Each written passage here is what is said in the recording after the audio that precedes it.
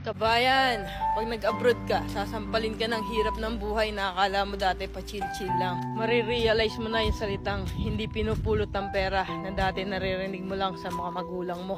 Marirealize mo na wala kang dapat pagkatiwalaan dito, kundi sarili mo. Marirealize mo na ang 5 oras na tulog ay sapat na para may paglaban na isang araw na pagtatrabaho. At matututo kang pahalaga ng bawat sentimong sinasahod mo. Matututo kang magtiis at magpasensya kahit minsan ikaw ang nasa tama.